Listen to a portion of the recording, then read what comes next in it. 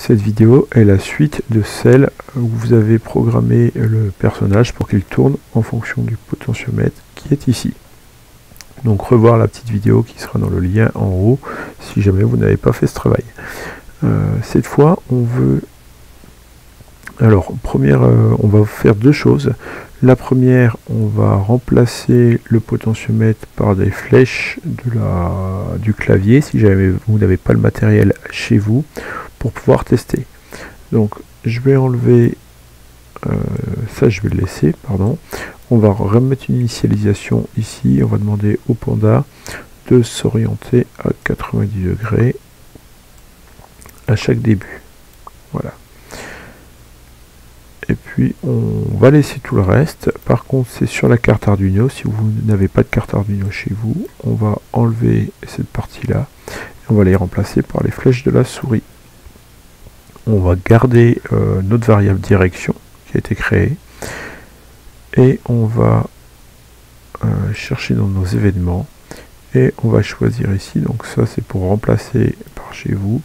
Lorsque la flèche gauche de la souris, par exemple, est pressée, et bien sur la variable on va ajouter -1 à direction, par exemple, et on va faire l'inverse. Donc on va le dupliquer. Lorsque cette fois la flèche droite est pressée, on va rajouter 1 à direction. On va lancer notre petit programme, puis on va voir ce qui se passe. Et on voit ici que notre panda tourne légèrement, pas suffisamment. Donc au lieu de mettre -1, on va peut-être mettre -5. Et puis ici, on va mettre 5 dans l'autre cas. On va relancer, on va voir ce que ça donne. Et cette fois, on voit que notre panda va pouvoir tourner un petit peu comme si on tournait le guidon. Alors attention, par contre, on va dépasser les 360. Donc à vous de voir comment gérer ça, mais c'est pas la peine de trop s'embêter, puisque lorsque vous serez sur le vélo avec le matériel, il suffira de remettre cette partie là et d'enlever ces deux parties là. Voilà pour ce petit programme. Certains d'entre vous ont voulu faire un jeu de poursuite et voudraient que le personnage se déplace. Alors on va relancer le programme et je vais l'arrêter pour qu'il se remette à 90. Vous voulez par exemple que votre personnage passe de cette position à cette position lorsqu'on va tourner le guidon. Et bien pour ça, c'est assez simple. Donc là, je vais repasser comme si on était sur la carte Arduino ici. Alors, on va laisser ces valeurs-là, par exemple. Ouais, on va laisser ces valeurs-là.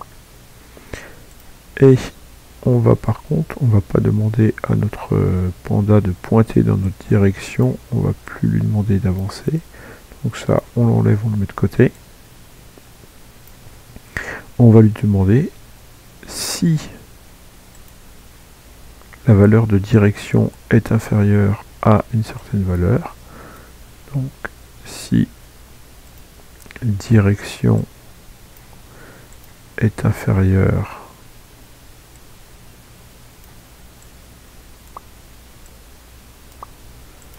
à 180 par exemple, alors on va demander à notre panda d'aller à la position. Donc on se rappelle, on le met en position -188, -106, -188, -106. Ce sont... Et si je vais le dupliquer pour aller un peu plus vite, je pense que vous avez compris la petite idée. Hop, on va dire si c'est supérieur à 179, on fait attention, hein, c'est strictement supérieur. Donc si on veut couvrir toutes les valeurs, strictement supérieur à 179, on va lui dire par exemple d'aller à cette position ici. Cette position, donc -194, et je vais laisser -106. Sur Y, non, attendez. -188, on laisse sur X, dans ce sens-là, on ne va pas le faire bouger. Par contre, on va le mettre à 63 ici. notre programme a l'air d'être terminé. On va vérifier ce que ça donne. Alors, notre carte est toujours connectée. C'est parti. Alors, on voit que Panda a bougé. Et voilà, quand je dépasse en dessous d'une certaine valeur, donc j'ai tourné le potentiomètre, ça sera peut-être mieux ici. En tournant le potentiomètre, votre Panda va basculer. Donc je l'ai fait avec deux valeurs, mais on peut lui donner 3 positions, qui permet, suivant si on tourne le guidon, de faire bouger notre Panda. Voilà, c'est à vous de jouer, je vous laisse vous débrouiller pour cette activité. Alors vous pouvez toujours laisser la direction, si vous voulez vous entraîner chez vous, modifier la direction avec les flèches de la souris. Avec les flèches du clavier, pardon. Voilà, à vous de jouer.